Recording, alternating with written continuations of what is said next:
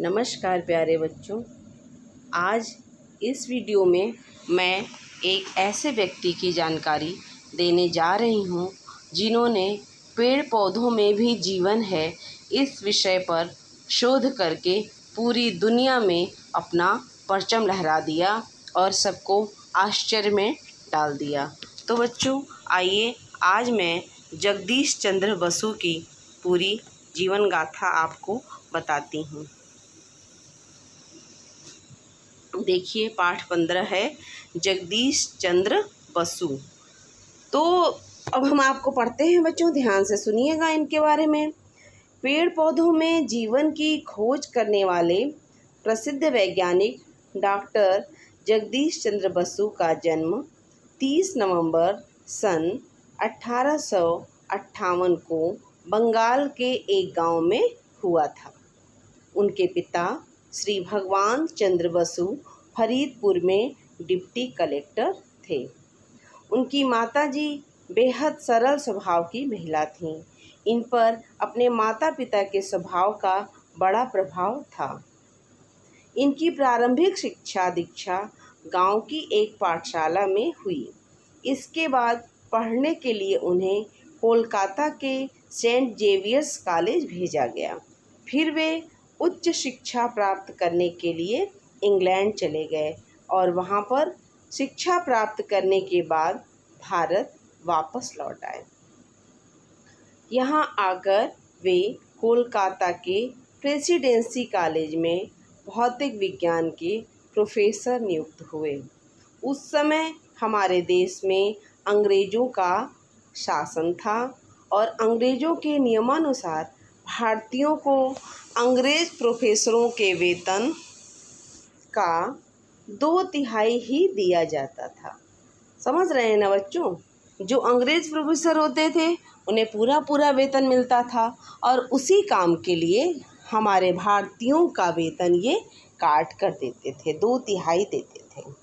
तो बसु ने इसका विरोध किया और कहा कि या तो मुझे पूरा वेतन दिया जाए या फिर मैं बिना वेतन के ही काम करूँगा। इस तरह उन्होंने 3 वर्ष तक बिना वेतन के ही काम किया। यह उनके लिए स्वाभिमान का प्रश्न था। अंत में कॉलेज के अधिकारियों को झुकना पड़ा और उन्हें अंग्रेज प्रोफेसरों के समान वेतन मिलने लगा। आगे देखिए बच्चों, जगदीश चंद्र बसु की रुचि बचपन से ही पेड़ पौधों में थी। उन्होंने पेड़ पौधों में जीवन का अध्ययन कर पता लगाया कि पेड़ पौधों में भी प्राण होते हैं, वे भी सुख दुख का अनुभव करते हैं, उन्हें भी थकान महसूस होती है और वे भी उदास होते हैं। लेकिन लोगों ने उनकी बातों पर विश्वास नहीं किया। लोग उनके विचारों पर हंसते थे और उनका मजाक उड़ाते थे।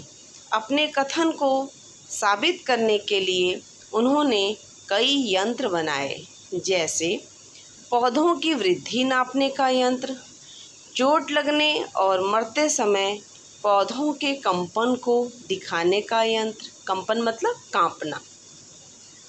उन्होंने पौधों के कष्ट को उनकी मृत्यु के दृश्य पर्दे पर दिखाए। उन्होंने जीवित पौधों में विद्युत की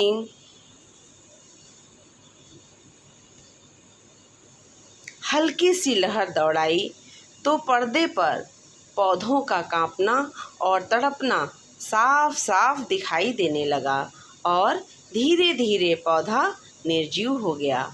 ये देखकर लोग आश्चर्यचकित रह गए। वनस्पति जगत की इस महान खोज के कारण डॉक्टर जगदीश चंद्र बसु विश्व प्रसिद्ध हो गए। उनके इस महान कार्य के लिए लंदन विश्वविद्यालय ने उन्हें डॉक्टरेट ऑफ साइंस की उपाधि से सम्मानित किया।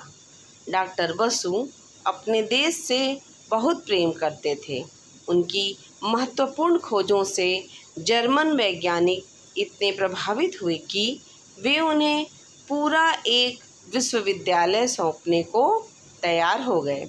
परंतु डॉक्टर बसु ने कहा मेरा कार्यक्षेत्र भारत ही रहेगा और मैं अपने देश के उसी महाविद्यालय में कार्य करता रहूँगा जिसमें मैंने उस समय कार्य करना शुरू किया था जब मुझे कोई भी नहीं जानता था। इस प्रकार इस महान भारतीय वैज्ञानिक ने विज्ञान के क्षेत्र में भारत का नाम स्वर्णाक्षरों में लिख दिया। अच्छा लगा बच्चों एक महान वैज्ञानिक की जीवन गाथा को पढ़कर सुनकर? हमें भी बहुत गर्व महसूस होता है कि ये भारतीय थे और पेड़ पौधों में जीवन है ये कोई नहीं जानता था। इन्होंने अपने शोध के द्वारा ये सबके सामने लाकर रख दिया और साबित कर दिया।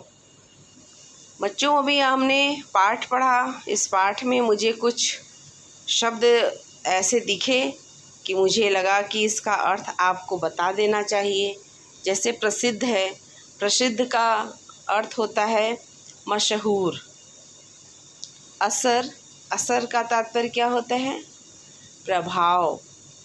स्वाभिमान, स्वाभिमान का अर्थ होता है बच्चों अपने पर गर्व, और होना भी चाहिए बच्चों। स्वाभिमान हर व्यक्ति के अंदर होना चाहिए। एक होता है अभिमान, अभिमान का अर्थ होता है बच्चों घमंड, लेकिन अभिमान और स्वाभिमान में बहुत अंतर है, ठीक है। और स्वाभिमान का मतलब होता है अपने पर गर्व। जब हम अच्छा कुछ कर्म करेंगे, अच्छा कुछ करेंगे तब तो गर्व कर पाएंगे, तो इसलिए स्वाभिमान, अपने पर गर्व। प्रश्न, सवाल। महसूस, महसूस का अर्थ होता है अनुभव। विद्युत, विद्युत का अर्थ होता है बिजली। फिर है बच्चों महत्वपूर्ण, महत्वपूर्ण का अर्थ होता है आवश्यक। अब बच्चों पाठ पर आधारित मैं कुछ प्रश्न लेकर आई हूँ। जो भी आपने पढ़ा है उसी पर आधारित है, तो पूछ लेती हूँ, तो आपकी स्मृति यानी याददाश्त भी अच्छी हो जाएगी। निम्नलिखित प्रश्नों के उत्तर लिखो। क है जगदीश चंद्र बसु का जन्म कब और कहाँ हुआ था? इसका उत्तर है जगदीश चंद्र बसु का जन्म 30 नवंबर सन 1858 को बंगाल के एक गांव में हुआ था। प्रश्न ख है डॉक्टर बसु उच्च शिक्षा के लिए कहाँ गए? इसका उत्तर है डॉक्टर बसु उच्च शिक्षा प्राप्त करने के लिए इंग्लैंड गए थे। प्रश्न ग है डॉक्टर बसु ने 3 वर्ष तक बिना वेतन के कार्य क्यों किया? इसका उत्तर है अंग्रेजों ने भारतीय प्रोफेसरों के वेतन को 2/3 कर दिया था। इसका डॉक्टर बसु ने विरोध किया और कहा कि या तो मुझे पूरा वेतन दिया जाए या फिर मैं बिना वेतन के काम करूँगा। प्रश्न घ है डॉक्टर बसु ने पौधों के बारे में क्या बताया? बसु ने पौधों के बारे में बताया कि पौधों में भी प्राण होते हैं, वे भी सुख दुख का अनुभव करते हैं, उन्हें भी थकान होती है और उदास होते हैं। प्रश्न अंग है लंदन विश्वविद्यालय ने डॉक्टर बसु को कौन सी उपाधि से सम्मानित किया? इसका उत्तर है लंदन विश्वविद्यालय ने डॉक्टर बसु को डॉक्टरेट ऑफ साइंस की उपाधि से सम्मानित किया। प्रश्न च है बच्चों डॉक्टर बसु का देश प्रेम किस घटना से झलकता है? तो इसका उत्तर है डॉक्टर बसु के खोजों से जर्मन के वैज्ञानिक इतने प्रभावित हुए कि उन्हें पूरा विश्वविद्यालय सौंपने को तैयार हो गए, परंतु बसु ने कहा कि मेरा कार्यक्षेत्र भारत में ही रहेगा और मैं वहीं पर काम करूँगा जहाँ मैंने काम शुरू किया था, तो मुझे कोई नहीं जानता था। बात समझे बच्चों? अगर वो वहीं पे रहते, जर्मन में ही विश्वविद्यालय में वो प्रोफेसर बन जाते, तो वहाँ के लोगों को लाभ होता, लेकिन ये इससे देश प्रेम झलकता है उनका कि उन्होंने काम करने के लिए भारत को ही प्राथमिकता दी कि मैं अपने ही देश में काम करूँगा। इसका दूसरा अभ्यास कार्य है बच्चों विलोम। निम्नलिखित शब्दों के विलोम शब्द लिखिए। तो आप तो जानते ही हैं विलोम का अर्थ होता है उल्टा, विपरीत। तो कुछ हैं इसके शब्द, वो मैं लेकर आई हूँ। विश्वास, विश्वास का विलोम होता है अविश्वास। क्या होता है? अविश्वास। रुचि, रुचि का विलोम होता है अरुचि।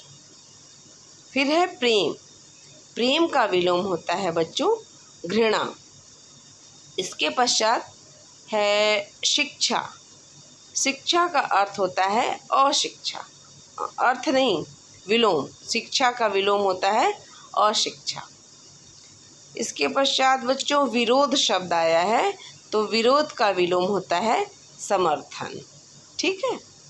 और फिर अंत में है उदास, उदास का विलोम होता है प्रसन्न। इसके आगे बच्चों तीसरा अभ्यास कार्य है निम्नलिखित शब्दों का प्रयोग कर नए वाक्य बनाइए। तो इसका पहला है शासन। तो हमें इसका प्रयोग करना है, जैसा कि मैंने आपको पहले भी बताया है कि वाक्य प्रयोग का यही नियम है कि ये शब्द इस वाक्य में आने चाहिए। तो देखिए मैंने क्या बनाया है आपके लिए, क्या लिख कर लाई हूँ। आज का शासन लोकतंत्र है। फिर है वेतन, हमें काम के बदले वेतन मिलता है। वेतन का मतलब जानते हैं ना, तनख्वाह, सैलरी। ठीक है। तो हम जो भी काम करते हैं उसके बदले हमको वेतन मिलता है। तो देखिए यहाँ पे वेतन शब्द आ गया और पहले वाले में यहाँ पे शासन शब्द आ गया। इसके पश्चात बच्चों है स्वाभिमान, हमें अपना स्वाभिमान जिंदा रखना चाहिए। तो देखिए बीच में यहाँ पर स्वाभिमान शब्द आ गया इस वाक्य में। बच्चों एक शब्द है रुचि, तो इसका वाक्य प्रयोग मैंने बनाया है मुझे तैराकी में बहुत रुचि है। तो यहाँ पर रुचि शब्द आ गया। तो इस प्रकार से आपके वाक्य प्रयोग भी बन गए। तो बच्चों आज मैंने आपको जगदीश चंद्र बसु की जीवन गाथा सुनाई और एक बहुत नई जानकारी दी कि इन्होंने पेड़ पौधों में जीवन है, इस पर इन्होंने खोज किया था और पूरे विश्व के सामने ये बात रख दी। इसके पहले कोई खोज नहीं हुई थी। तो हमें उम्मीद है कि आपको ये पाठ बहुत अच्छा लगा होगा। थोड़ा सा बच्चों आज मैं गृह कार्य भी आपको दे रही हूँ ताकि आपका समय बहुत अच्छे से बीते। सभी अभ्यास कार्य को अपनी कॉपी पर लिखिए व याद करिए। तो बच्चों मैं उम्मीद करती हूँ कि मेरा आज का वीडियो आपको बहुत पसंद आया होगा। आप इसको ज़्यादा से ज़्यादा सब्सक्राइब करिए और लाइक करिए। धन्यवाद।